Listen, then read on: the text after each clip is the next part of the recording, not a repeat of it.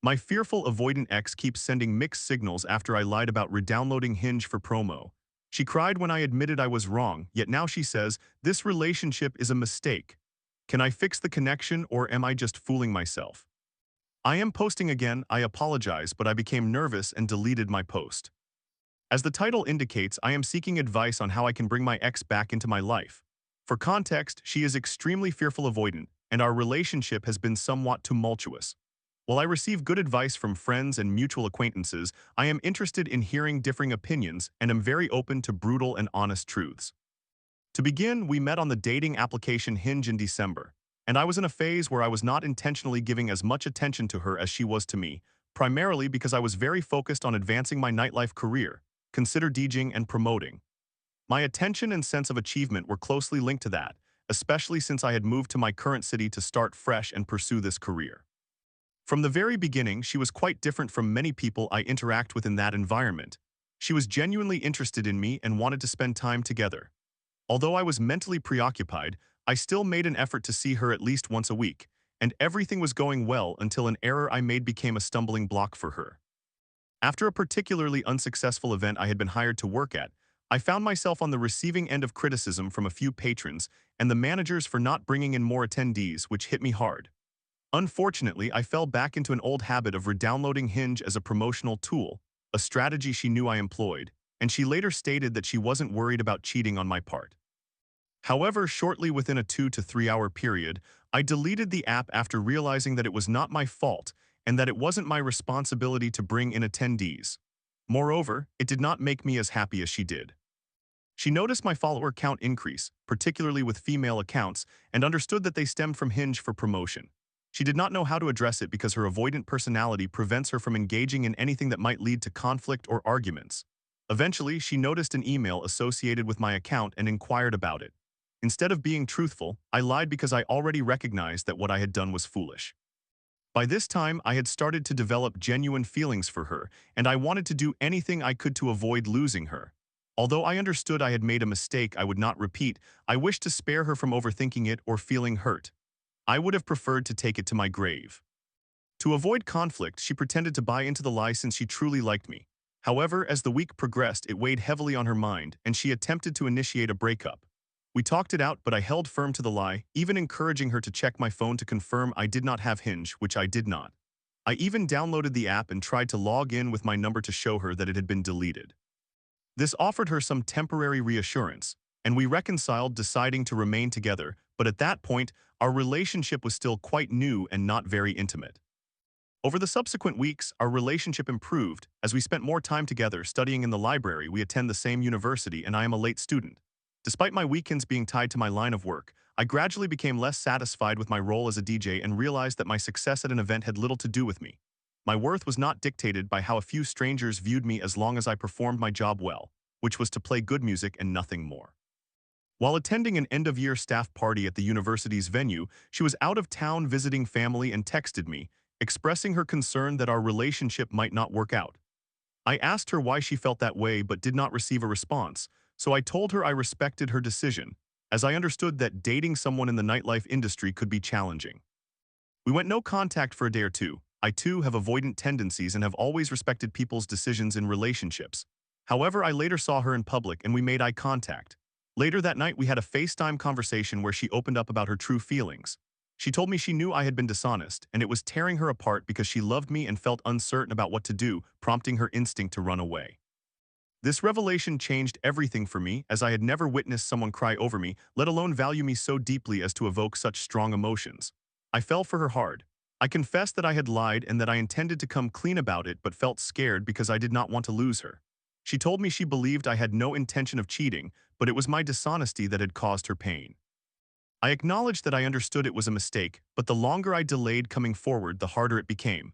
All I wanted was to do everything possible to avoid losing her.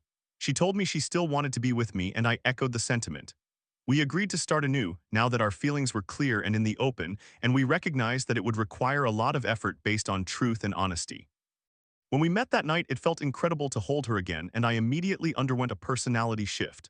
I realized that I had not been acting as the type of man she deserved, and I promised myself that I would evolve into that man, matching her in feelings, time, and energy invested in our relationship. I recognized that she deserved nothing less.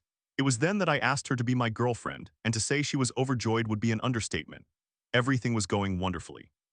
I had a weekend trip to Chicago scheduled for mid-April, and I promised her that I would keep in touch while I was away and share my experiences of the city with her. We FaceTimed on the second night of my trip and made plans for the night of my return to go out for drinks. The date went exceptionally well, and there was plenty of affection since we both missed each other. We then arranged to meet again the following day and had another spontaneous date at her favorite restaurant. She expressed interest in spending several days at my place now that exams were done, and I welcomed the idea. However, I noticed her beginning to withdraw again. Midway through the first day together, she requested to go home for some alone time, which was quite a change from her enthusiasm just a day earlier. After she left, I sensed that she was gradually distancing herself, and her replies became less frequent over a 2-day period. This was on a Thursday, and she had a trip planned to Spain with friends on Sunday. At this point, I entered full damage control mode, realizing that something was troubling her. Rather than granting her the space she needed, I showed up at her workplace with treats to uplift her, as she had done for me during my day job. I wanted to spend time with her before her departure, but every night leading up to her trip, she claimed she was too busy to see me. I kept pressing for answers as I was surprised that my girlfriend did not want to see me before her trip, given how eager she had been to meet me before I left. This confusion left me uncertain about how to proceed. On the morning of her trip, she texted me, saying she missed me already, but thereafter her communication became sparse. She did not update me about her departure until she sent a photo of herself with friends enjoying drinks at the terminal. Again, I overreacted and, driven by confusion and anxiety, called her to express that I had noticed her pulling away. I told her it was fine if she did not want to talk while in Spain so that she could have some time to herself and reflect on everything happening between us. She mentioned that she was reconsidering the relationship and believed we should have ended things the first time the lie arose, stating she could not overlook it. The call ended abruptly, and I told her I was hurt, especially after she had professed her love for me less than a week earlier. We did not communicate after that, as I took time to gather my emotions and sought advice from friends. They all advised me that she did not deserve my time and suggested I move on. However, I understood that she was retreating simply because she felt suffocated, not out of bad intentions. Despite all my friends' advice to maintain no contact, and after further educating myself about fearful avoidance, one of my friends suggested I send her a simple message letting her know that I was not angry with her and that I understood why she acted as she did. When she replied, she was with friends who do not like me, and understandably so, as I know they care for her and want what is best. And she told me that she had not changed her mind and did not believe talking would be productive. I responded that I was in no rush and she could reach out whenever she felt ready, to which she replied, "Okay, I will let you know if I do," and we left it at that. Fast forward to yesterday, she broke our no contact by sending me a TikTok where the poster discussed how her deepest level of intimacy is attempting to heal her attachment issues for someone. I replied, saying she was doing an excellent job and that I acknowledged she was trying her best. I urged her not to overthink it and to enjoy her trip without worrying about me. Later that day, while her friends were asleep, she reached out again, asking if I was all right and why I was not angry with her, asserting that I had every right to be. I told her that I could not be angry because I genuinely wanted what was best for her and recognized that I had not been the right person during our time together. I understood that she had her own issues, and I had not helped her feel safe in her healing process. I affirmed that I knew I could not fix her and had no intention of asking her to reconcile, but I did want to converse when she returned. She stated that she was uncertain if she could talk, as it would likely cause her too much pain. I then shared a paragraph I had written in my notes about what I intended to express when we met again, to which she replied it made her sad because she perceived me as the perfect partner who had done nothing wrong, and she believed someone else deserved me more than she did. I called her and stated that she did not have to talk if she did not want to, but I wanted her to know that I understood her perspective and held no resentment towards her. I encouraged her to use her trip for some space to heal. This leads us to today, where I was rereading the paragraph I had sent her and realized that she had saved it in the chat sometime afterward and inadvertently typed a message but deleted it on Snapchat, so she received a notification. Shortly thereafter, she messaged me multiple times. I contemplated not replying, understanding that an avoidant person requires space to think clearly, but I eventually replied, informing her that I was okay and simply in a work meeting. We then engaged in a brief but lighthearted conversation in which she shared updates about her trip. I chose not to engage further, realizing that even though she believed she wanted to communicate, what she truly needed was space. Now I find myself confused about how to proceed and what the best approach is moving forward, so I am reaching out for your advice. I want to first acknowledge a few realizations I have had about myself, as I am not blind to my own shortcomings in the relationship. 1. I exhibit man-child tendencies, which did not provide a secure foundation necessary for a relationship, such as being a DJ and entering post-secondary education very late. 2. During our fresh start after coming clean, I acted with the mentality of brushing things under the rug and starting anew, rather than actively acknowledging everything and recognizing the work required. 3. I sought external validation, thereby taking on the blame for failed events while seeking recognition from strangers rather than the individuals who truly matter. 4. Obviously, the lie, combined with using a dating app, did not help her with any of her deep insecurities and negative feelings about herself, which is entirely justifiable grounds for her to cease communication with me, and I accept that completely. I would not be asking for advice here if I did not sense that she still wants to be with me, but that her fear of commitment to someone she believes may hurt or abandon her in the future, alongside the fear of sacrificing her time and freedom that she could never regain, makes it difficult for her to allow herself to be vulnerable. I am seeking perspectives and advice from you regarding whether there is a chance to repair our relationship. If so, I would like to know the best way to proceed. I am aware that if we reconcile, I cannot lean in as heavily as before nor neglect her as I had done previously. I need to find a balance that allows her to feel safe enough to come out of her shell, open up, and foster the right environment for her to do so. Summary: I am looking for advice on how to win my ex back if there is a possibility for it. She is a fearful avoidant, and our relationship began on shaky ground largely because I was focused on my nightlife career and made some immature decisions. I lied about redownloading Hinge for promotional purposes, not for cheating, and that shattered her trust. We attempted to start over and things were good for some time, but she distanced herself again before a trip and ended the relationship. Since then, she has sent mixed signals and I am feeling confused. I have taken time for self-reflection and realize I made mistakes, but I genuinely care about her and believe there is still a connection. I just do not know how to move forward without pushing her away again. Story 2. At 16, I fell for a 21-year-old bouncer who turned my life upside down. "I'm just a private guy," he said while cheating with his ex. After a year of me giving everything and him taking, I learned the truth from his family. "You need to leave him," his mother urged, and I finally did. Freedom never felt so good. How did I not see the signs sooner? When I was 16 years old female, I met a 21-year-old man male, and this turned out to be one of the worst nearly 2 years of my life. He worked as a nightclub bouncer and provided security for film and television productions, which made me think, oh wow, he has a good job and he is interested in me. I thought he was very cool. He initially pursued me. He turned 22 and a month later I turned 17. However, shortly before my 17th birthday, when I was still 16, we met up and went to the movie theater together, during which he began touching my thigh and similar areas. I thought this was acceptable. In hindsight, it was not, because I had established very clear boundaries regarding physical touch. During the week of my 17th birthday, he went to Italy with his family but called me in tears because he had failed to save money for the trip. I lent him $300 as a gesture of goodwill because I felt sorry for him. Unbeknownst to me, he still had a girlfriend at that time who accompanied him on the trip and with whom he had sexual relations while attempting to get into my underwear. 6 weeks after I turned 17, we began dating, and by dating, I mean he convinced me to go to a hotel room with him because he was too embarrassed for me to stay with his family. "I'm just a private person," he stated. "I prefer to keep relationships to myself," he said. Little did I know, it was because he had only left his girlfriend the month prior after having spoken with me for 3 months while still in a relationship with her. We had been speaking for 4 months when we officially started dating. 1 month later, his family was away for the weekend, so I went to his house and it was just the two of us. At this point, I did not want to have sexual intercourse with him as I was a virgin and frightened, and he was aware of my feelings, yet he pursued intimacy anyway, so I acquiesced. I felt disgusting afterward, and while he was at work during the night shift at the nightclub, I prayed for my soul. During the same month I stayed at his house, I would wake up to calls from him at 4 a.m. because he was drunk in the city and felt lonely. He needed my help getting home. His drunkenness was ironically the only time he was kind to me. The following month, he came to my hometown and was openly rude to my family, who disliked him from the start. Naturally, he believed it was everyone else's fault, claiming no one understood him. I paid for the entire weekend because, as usual, he had no money.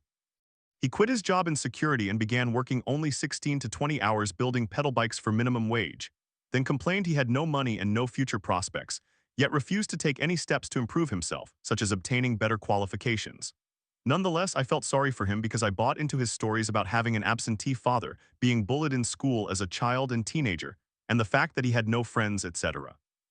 During this same time, he fabricated a tale about having used cocaine while celebrating his departure from his security job. He consistently lacked money but always seemed to have enough to go out. Isn't that amusing? The next month after his visit to my hometown, he cheated on me with the ex-girlfriend he went to Italy with, and I was unaware. While he was buying me Valentine's Day Build-A-Bear axolotls and other trinkets, he was having an affair. I believed we were in love and happy despite staying in shabby hotel rooms that I primarily funded and his family not even being aware of my existence. I discovered the truth about Italy the following month, not about the affair. I asked him to be honest about everything, but that truth remained concealed for an entire year. At that time, I learned they were still together during the trip to Italy. He misled me under the pretense that they had broken up months prior and that it had simply been a mistake. I was exhausted, angry, and tired of his manipulations, but he made me feel that he could not survive without me, so I stayed. I felt as though I was taking responsibility for a 22-year-old at just 17. I believed I could not leave because we had a weekend getaway plan that I had already paid for, so we went ahead with it. I became intoxicated in the hotel room while he remained sober. We had sexual intercourse, but in his eyes it was acceptable because I initiated it, and he claimed it was some of the best sex we had, a sexual experience I could not even recall. At the end of that trip, I became ill with tonsillitis, and he cared for me. I mistakenly thought he was concerned. He attended to me and so forth. When I met his family, I felt like an outsider from the very beginning, knowing about the situation in Italy, although I was unaware of the affair or their relationship status. And every time I mentioned how long we had known each other, no one said anything. They were unaware that I knew about Italy. He insisted that I keep it quiet to avoid making things awkward for everyone else, which I did. I despised him, yet I complied. Every time I saw him felt like a disappointment. I made the effort to travel 3.5 hours to see him, only for him to spend most of the weekend sleeping and the rest of it playing Overwatch. However, I was in love, and he wanted to move in with me using the $4,000 left to me by my deceased grandfather and the money I had earned working part-time at an arcade since he had no finances. And he eventually wanted to marry me, and I thought we were happy. Nothing particularly notable happened in the following months, except for the continued routine of him being financially irresponsible, me giving and giving, and him taking without offering the bare minimum in return, such as neglecting to play video games with me in favor of prioritizing his only friend, and only buying me flowers 3 times in a year and a half while making comments like, "I wonder what gift you will bring me this time," etc. For his 23rd birthday, I strived to make it special. I bought him Krispy Kreme donuts, cookie cupcakes that he liked, a Deadpool and Wolverine t-shirt for when I took him to see the Deadpool vs. Wolverine movie in IMAX. I also purchased 2 PlayStation controllers since his were broken, likely from being thrown at a wall or something, along with a new cover for his PlayStation 5. I aimed to create a pleasant birthday, and he claimed it was a nice birthday. He came to my hometown again, the second time ever, and surprisingly he covered some expenses, because his mother gave him $200 for that purpose. It was just embarrassing, but here we were. On my birthday, he could not even awaken to play Call of Duty with me and acted surprised when I became upset. We did nothing for my birthday, he planned nothing and purchased gifts that served to benefit him, if you get my meaning.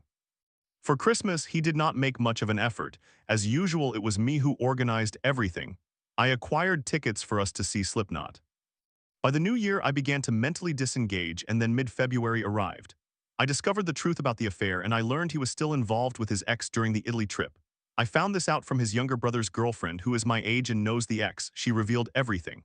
I called him, shouting and expressing my hatred for him. However, I was stuck at his house for a week with no means of returning home, so I dealt with it. The only thing he said to comfort me was that the sexual encounters were unfulfilling.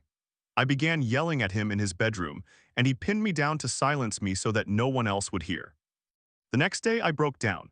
I confided in his mother about everything, detailing every last aspect, and she advised me that I needed to leave him. She told me he would never respect me and I needed to respect myself first. No one else would do it for me. It is concerning when even his own mother encourages you to leave. She felt as though she had failed in some way to make him behave differently, but I assured her and promised her that none of it was her fault. My uncle passed away, and we spent the entire day arguing about it because I was not ready to open up immediately, despite the fact that he was impossible to connect with on any emotional level without receiving utter indifference or being told to essentially be quiet. That was one of my many final straws. 2 months later, I finally managed to escape. He began therapy and broke up with me to work on himself. I did not object. In fact, I strongly agreed and felt relieved to have departed. It has been 2 weeks, and that was the best decision I ever made. He has become upset because I am being cold and distant towards him, but is anyone surprised after everything he put me through? I could go the rest of my life without ever communicating with him and feel significantly better for it. He is a genuinely repulsive individual. He began therapy shortly after I discovered the affair 2 months ago and has only attended therapy sessions twice. Yes, twice. His interpretation of working on himself is to stay at home and play Marvel Rivals for most of the day, except for the 16-20 hours when he is at his menial minimum wage job building bicycles. He is likely angry because I am no longer catering to his ego to make him feel better. I deserved much better during a year and a half of our relationship, and only one of us is poised to improve because I am genuinely taking steps to better myself, going out, making new friends, and so forth. It has only been 2 weeks since we broke up, and I am adapting well without him. I never believed I would feel alright without him after being so dependent on him for a year and a half. However, when you are 18 years old and somehow possess more potential than a 23-year-old, that is how you recognize there is a problem. He can keep his miserable minimum wage job with no future opportunities and continue to languish in his thousands of dollars in debt from credit cards and financing a worthless Harley Davidson he cannot afford. I do not need him, but he undoubtedly needs me because without me, he has nothing. No money, no friends, and even his family cannot tolerate him. His mother, with whom he still resides, regularly throws him out for his behavior. And if you are reading this and recognize yourself, I hope you burn in hell. Story 3. After years of feeling unloved and unworthy due to my adoptive mother's abuse, I finally connected with a friend who made me feel special, even if just for a moment. You're not good enough for anyone, I thought, as a motorcycle crash left me alone and broken, facing my darkest fears. Why can't I escape this cycle of disappointment? I do not feel that my life has a purpose, and everything that can go wrong just continues to go wrong, and I am unsure how much more I can endure. I by no means have had the worst childhood, but it certainly has not been easy. My birth mother was 14 when she gave birth to me, so I was placed for adoption. I spent a couple of years in foster care, but I have no memory of that time. I was adopted at the age of 3 or 4 along with my half-brother, who is a year younger, by my current parents. Although they have tried, they were not ideal caregivers. To be specific, my mother was not kind to me. She embodies the typical Asian mother stereotype, believing that nothing I did was ever satisfactory. That has unquestionably affected me, but I will come back to that. My mother's worst habit was her tendency to hit. Personally, I do not understand the rationale behind hitting a child. They are just a child. However, she seemed to relish it. I thought that if I made a mistake, I would receive a minor reprimand, learn my lesson, and move on. Unfortunately, my mother did not believe that was sufficient. On numerous occasions, I would make a mistake and would be hit, assuming that would be the end of it. Instead, my mother would wake me in the middle of the night and beat me. I recall being dragged into the bathroom, being slapped, kicked, and having my hair and ears pulled. This abuse only ceased when I turned around 11 years old.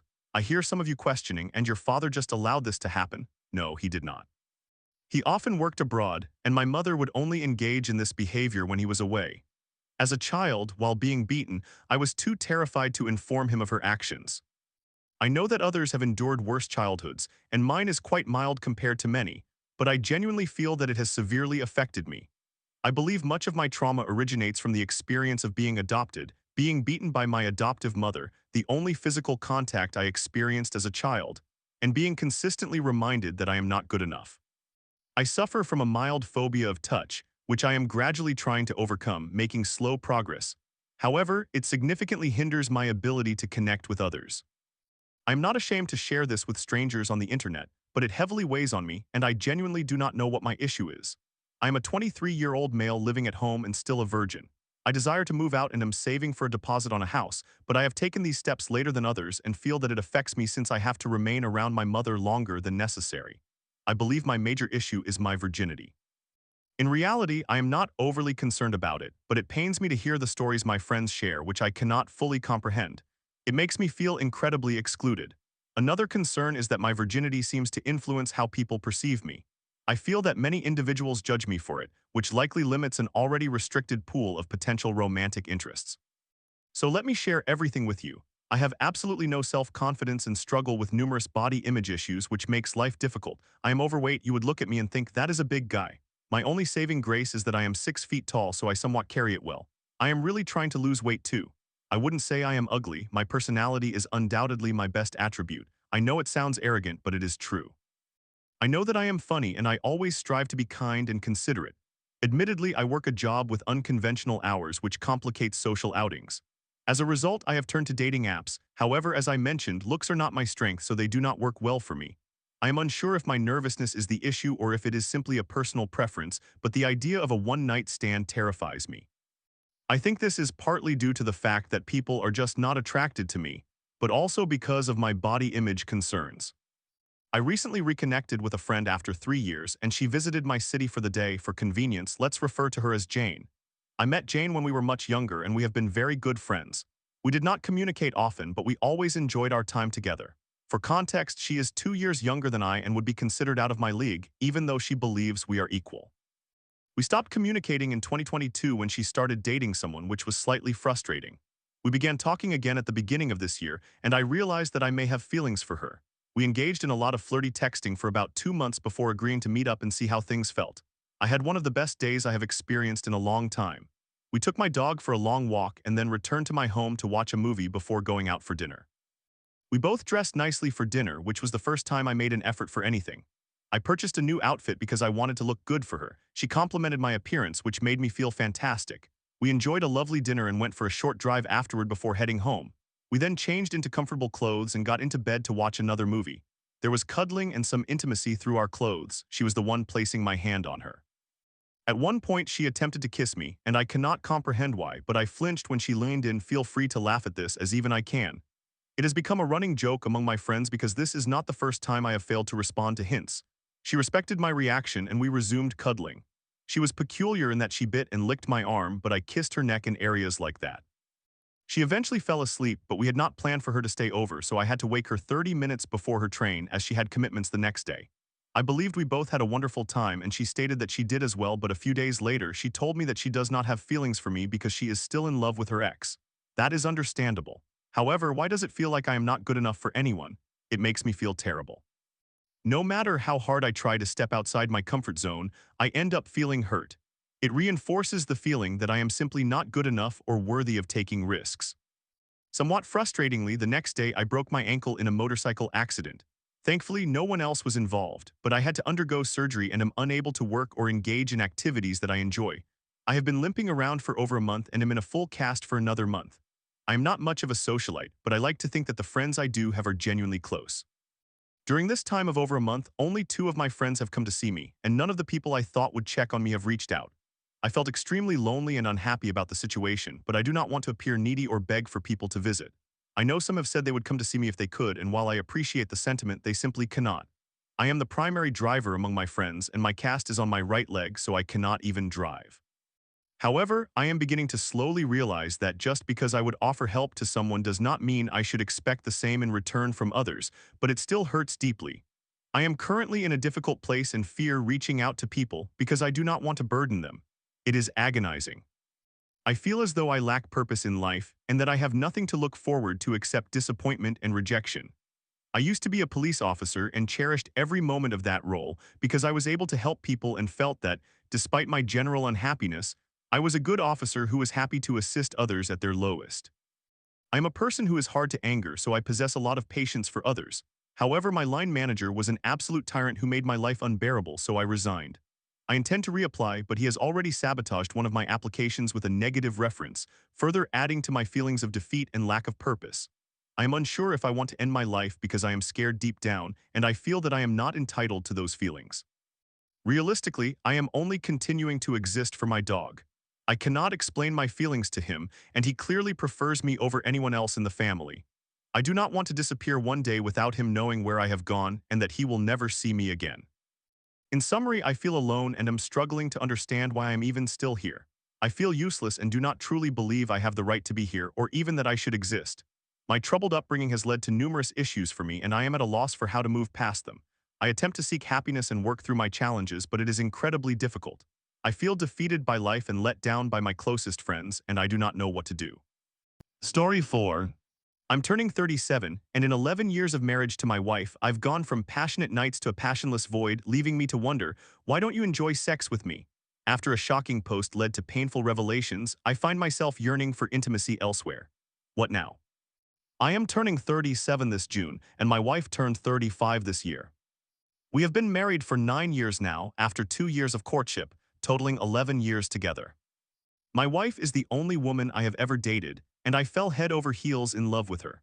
I had no sexual experience prior to our marriage, and nor did my wife, but she had an ex-boyfriend, and their relationship lasted for 5 years before I came into the picture. As newlyweds, everything was exciting and romantic. We were having sex regularly, and she was experiencing intense orgasms that left her whole body shaking, especially her thighs. I am a very passionate person, and during intimate moments, I tend to follow where the moment leads instead of adhering to a strict playbook. Slowly, monotonous routines set in along with in-laws and their expectations, which caused my wife to take a back seat regarding our sex life. When we did have sex, it felt as though I was with a starfish that simply lay there in bed. She gained a little weight after our marriage, which affected her body image, leading her to lose interest in sex. Despite my efforts to encourage her by obtaining a gym membership for her, she eventually came to believe that I was only attracted to her for the sole purpose of sex, and that no man would find her attractive because of her appearance. Months passed in this manner, with the infrequent sex we had being either born from her pity or my frustration. I suggested she post a picture of herself without showing her face to garner opinions from others, as my perspective did not seem to matter much. She asked me to proceed with it and see what the responses were. Having created and posted a faceless picture along with a detailed message expressing that my wife does not find herself attractive and believes that no man would be interested in having sex with her, and I, as her husband, only find her appealing for the sole purpose of having sex, we received numerous positive replies, along with some crude comments. Among those responses was a lovely Indian-Canadian couple who wanted to meet us, and the woman offered to speak with my wife and address her concerns about her body image. My wife blushed and was curious about what they had to say. However, by the time I returned from work that evening, my wife confronted me angrily, expressing disgust at my decision to post her picture. She mentioned that she enjoyed sex and oral sex with her ex-boyfriend at his hostel, and that she never experienced enjoyment with me, which shocked me because she had previously claimed to have done nothing other than kissing with him. She even threatened to end our marriage and informed a few close married couples within our circle about my action, leading to my ridicule and humiliation from both my wife and friends. Things mellowed out after a year when she became pregnant. I was very attentive to her during the pregnancy and was hands-on with her care and that of our child after the delivery. Postpartum challenges lasted for almost a year, during which my wife insisted on having the child sleep between us and refused to let the baby sleep in a crib. From that point onward, sex became very rare, and my wife found it extremely difficult to orgasm regardless of what we tried together as a couple or what she attempted alone, especially when compared to her earlier orgasms that had made her whole body shake. From this moment on, I became a very frustrated husband due to the lack of sex and feelings of desire, and my wife was equally frustrated, believing that I was constantly nagging her for sex. I went on a spree of reading articles and having lengthy discussions with my wife about the importance of sexual intimacy in a marriage, which often led to arguments. I even asked her whether it was me she was not interested in or if she simply did not want sex at all. I received no clear answer, only the response, "I don't know what to say."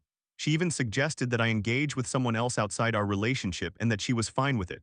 However, I did not pursue any such ideas. During my online reading spree, I encountered several articles about reigniting the spark through date nights, trying something exciting, or introducing new partners, including swinging. My wife firmly believes in monogamy, and so did I until I learned about swinging, which many articles stated could enhance sexual intimacy and improve overall relationships between husband and wife. Swinging caught my attention, and I spent over a year researching its more complex aspects beyond merely having sex with others. I was drawn to the idea of swinging because I desire to connect with people who genuinely want to have sex with me rather than feeling pressured to coerce someone into being intimate. One hard lesson I learned is that a person who is eager to have sex tends to desire it more when they have been deprived for long periods. Masturbation does not fulfill that need anymore, and a person who is disinterested in sex becomes even less interested when they have not engaged in it for an extended time and cannot be forced to enjoy sexual activity. Things could have shifted when my wife agreed to create a swinging profile and post some tasteful pictures of ourselves on it. We even met another couple in person and had a genuinely nice conversation that was not sexual in nature.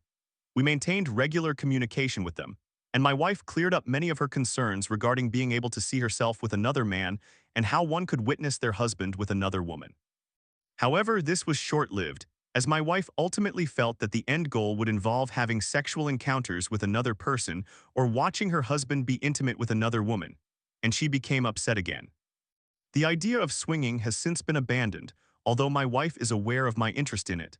However, she does not truly understand the reality of what that would entail. I increasingly sought out new experiences and intimacy with my wife and others, while my wife grew colder towards sex and new encounters, whether with me or anyone else. Silence often filled the gaps between us, and the lack of intimacy created significant mood swings, where even minor irritations would trigger arguments between us. I dislike the thought of imposing myself on my wife. I desire to feel wanted for who I am and not just for what I can offer. I do not want our relationship to feel like I am being granted sex occasionally, just to maintain the status quo. Last year, we even contemplated divorce as our situation became increasingly unmanageable, with her anger and irritation, and my own escalating frustrations reaching an all-time high. After taking a break from each other for a few months when we reconciled, my wife attempted to initiate sex. However, I was completely withdrawn because my wife was not open to my passion nor willing to explore anything new while simultaneously complaining about not achieving orgasm during our encounters.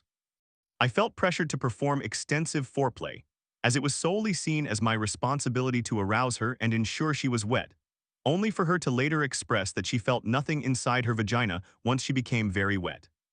All of these confusing circumstances led me to simultaneously not want her sexually while not approaching her. At the same time, she was unhappy about my rejections, as if turning down sex were solely a woman's prerogative. Not to mention, I was labeled a sick pervert and ridiculed for having stronger sexual needs. Individuals who are sexually passionate are also passionate in love and anger, yet their emotional expressions are frequently overlooked. Ultimately, I would love to experience passionate sex with someone who wants to share that pleasure with me. I just do not want to pursue that with my wife, and while I try to manage my urges through self-pleasure, it does not satisfy my needs. Part of me sees my wife as an incredible, attractive woman who could embody a sexual goddess if she allowed herself to. I am caught between these conflicting feelings. Story 5. My dad's playtime was pure torture. "Stop it, that hurts," I'd scream while my brother punched him to help me. He'd mockingly say, "Quit being so sensitive." As I held back vomit and panic, I learned that in his world, only his injuries mattered. How did I survive? My father was very enthusiastic about tickling. The issue with this was that it was painful. He never believed us when we shared this with him. I recall being pinned to the floor, yelling and screaming, "No, stop it, that hurts, it really hurts." I would cry and plead with him to stop, begging my mother for assistance, while I watched my brother over my father's shoulder as he attempted to help me by punching our dad in the back. Eventually, my father would either lose his grip enough for me to wiggle away, or he would turn to grab my brother. If he succeeded in grabbing my brother, the roles would switch. I would hit my father with my tiny fists until he reached to switch children again. If he did not manage to grab the other child, we would both dash to my brother's bedroom, as it was the only room with a lock on the door. However, we were small with little legs. Our father's legs were long, and he would often insert his foot between the door and the frame before we could manage to shut it. Then the tickle torture would continue in my brother's bedroom until we could sprint away from him together once more. Then we would race through the house, trying to evade him and make it back to my brother's room before he caught one of us again. When we did manage to shut and lock the door in time, it did not provide much protection. It was a simple push lock that could easily be picked with a wire hanger. Once he unlocked it, my brother and I would grip the doorknob with each other's hands, doing our best to keep it from turning. When it eventually turned despite our efforts, we would press our backs against the door to prevent it from opening. However, it did not take much effort for him to get into my brother's room.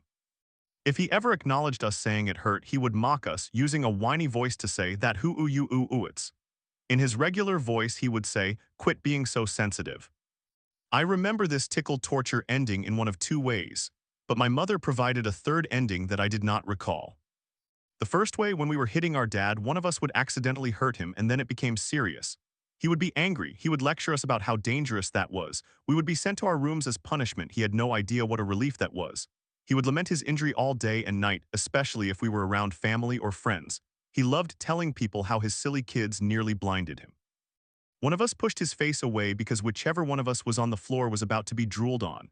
The face pusher had a finger close to his eye, thus he almost had his eye touched, which meant he was nearly blinded, definitely not an overreaction.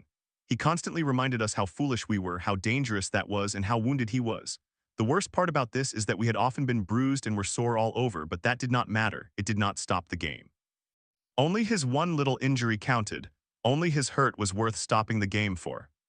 The second way, when I vomited, I do not remember my brother getting sick from this, but I have a more sensitive nervous system, so this makes sense.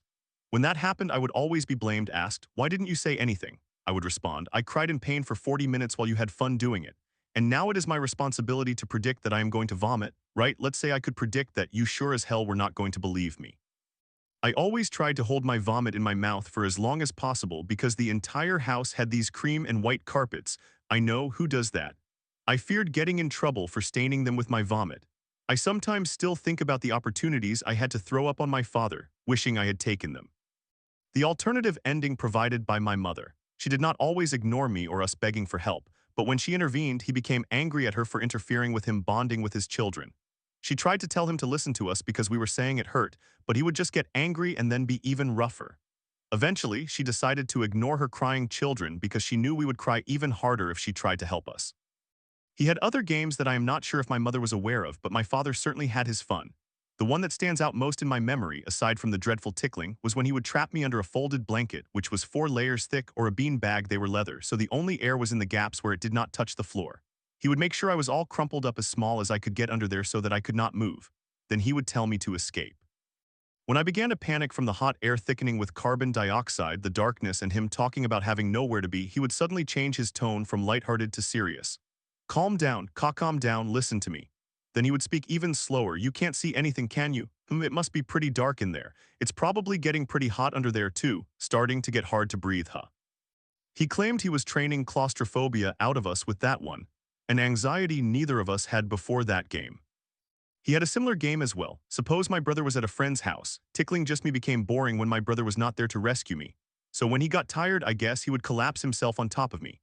As a small child, a grown man's weight on top of you makes it nearly impossible to breathe. Once I was thoroughly pinned down, audibly gasping for air, he would say, "Oh, somebody just died on top of you, now you have to get out." Just as I started to wriggle out from under him, he would suddenly lock all his muscles rigid, telling me, "Looks like rigor mortis has already set in. Now what are you going to do?" If I had one arm free, my usual escape method was to give him a wet willy as a last resort since I always tried to escape, but I think I only succeeded a few times without cheating. He would flinch and I would slip away and run. However, if I had both arms trapped when he claimed rigor mortis set in, all I could do was squirm like a worm and try not to cry until he lost interest. Sometimes, though, I did not have to wait for him to get bored. Sometimes I was released because I had a swim lesson to attend or something similar. Swimming lessons gave me significant anxiety, but I was always thrilled to go if it meant escaping playtime with him. I would have gladly undergone a physical exam and an eye exam back-to-back to avoid playing with him. I would have willingly accepted shots or even surgery if it meant getting away from my father. I hated playing with him. As I grew older, I realized that since most of my experiences with tickling came from my father, I never learned how to tickle others correctly. The pressure has to be just right for tickling to be enjoyable, not just painful or feel like nothing. Therefore, I stopped attempting to tickle others as a child. I quickly learned I was not missing out on anything. I only wished everyone else would cease tickling me as well. As I matured, when kids began giving each other jumper cables, I realized just how much I detested being tickled by anyone under any circumstances. Someone could bully me to my face as a teenager, and I would merely hope their day improved. I even offered one bully one of my birthday cupcakes. I had been trained since the age of 5 to remain unbothered. However, if someone tried to give me jumper cables, I suddenly felt a deep rage, along with an almost irresistible urge to break every bone in both of their hands. Children should always be respected when they withdraw consent. Kids are people too. They are always permitted to revoke the consent they previously granted to you. On that note, my next post will probably address my father's lack of understanding of consent as I grew older. I am debating between that and something else about him that I want to express. I will create both posts. I am not attempting to entice anyone to persuade me on which topic to write about. I am merely uncertain about what I want to get off my chest first. Thank you for reading.